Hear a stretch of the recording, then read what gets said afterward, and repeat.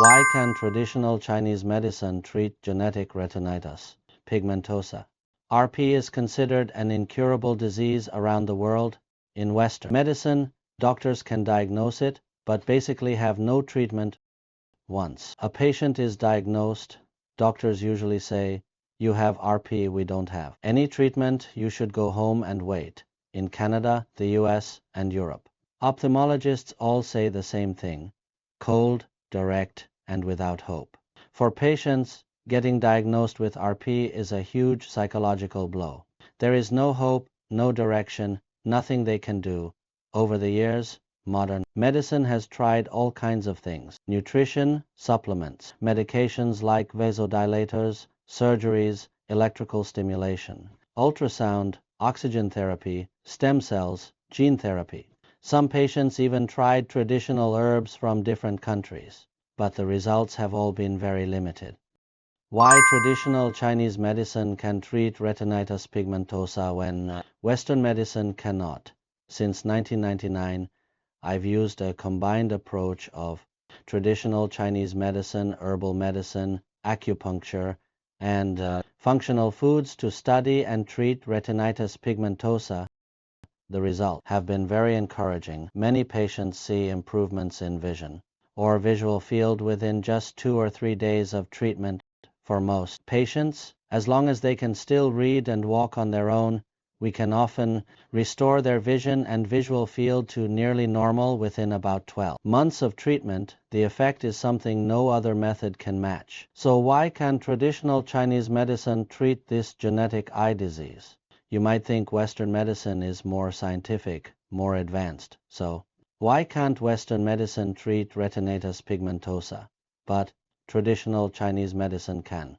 This all comes down to how Western and Chinese medicine view life and disease. Their fundamental frameworks are completely different. How Western medicine understands retinitis pigmentosa.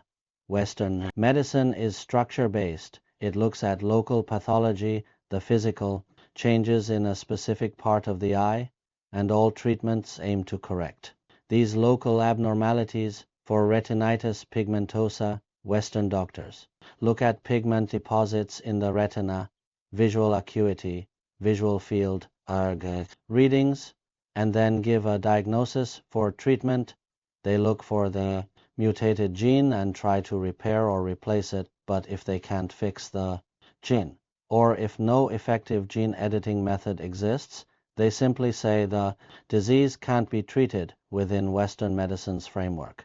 Retinitis pigmentosa is a genetic disease of the retina, and if they can't change the gene or restore the retina, they conclude that there is nothing to treat. Some countries, like Cuba, Russia, even China, have tried surgeries, such as transplanting or reconstructing blood vessels in the eye to increase blood flow, but again, these are all local, structural approaches. There's also artificial retina technology, implanting a device to replace the natural retina and send signals to the brain. All these methods come from the same structural, pathology-focused worldview.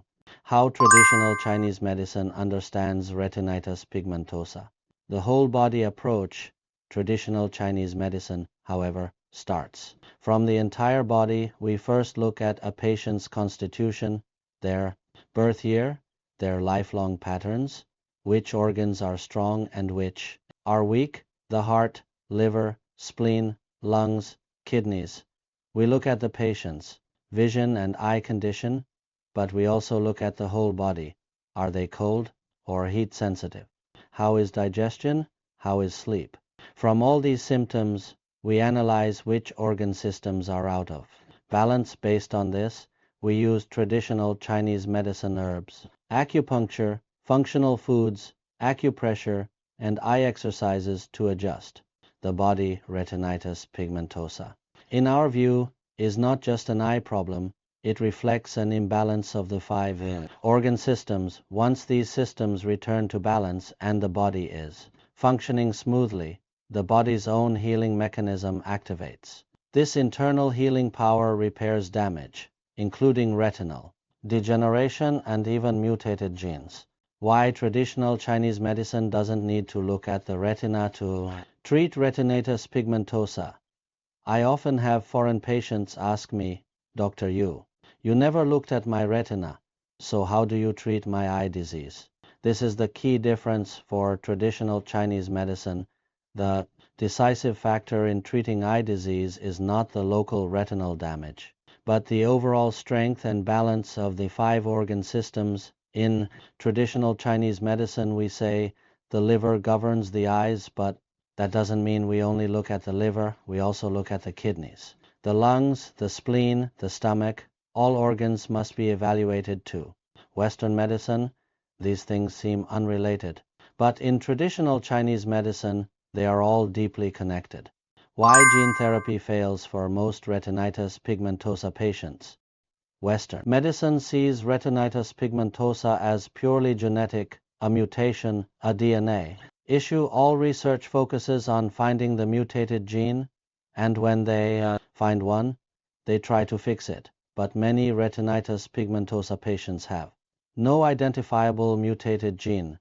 Others may have 7 or 8 mutated genes, but testing only finds 2 or 3, because the rest are still unknown to science. New genes are being discovered all the time. Many unknown gene mutations can still cause retinitis pigmentosa. So even if Western medicine repairs the known genes, the unknown ones remain untreated, which is why the disease doesn't improve right now.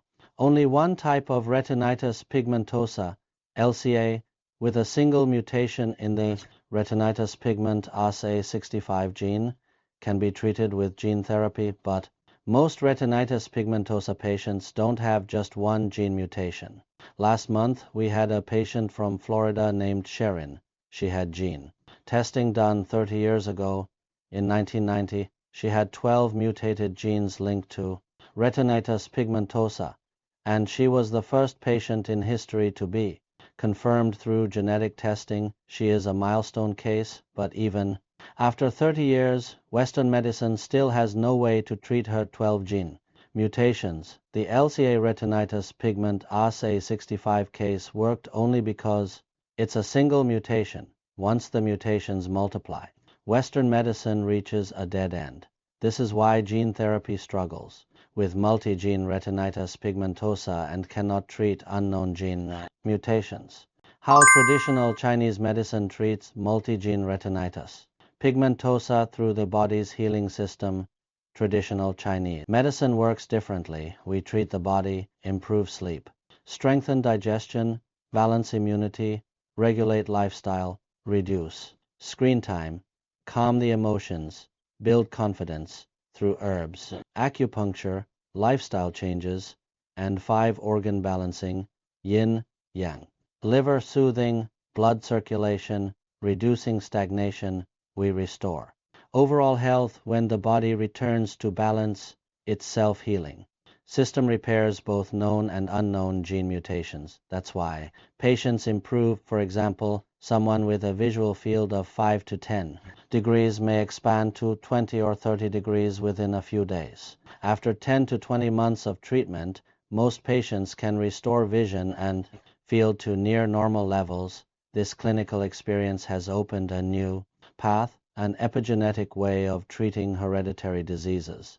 It offers solutions for complex multi-gene mutations and unknown mutations that Western medicine cannot address. Gene therapy for retinitis pigmentosa 65 costs $1.7 million for both eyes, far beyond what most families or healthcare systems can afford. In contrast, traditional Chinese medicine, herbs, acupuncture, functional foods is affordable, accessible, and works for single gene, multi-gene, known gene, and unknown gene retinitis pigmentosa.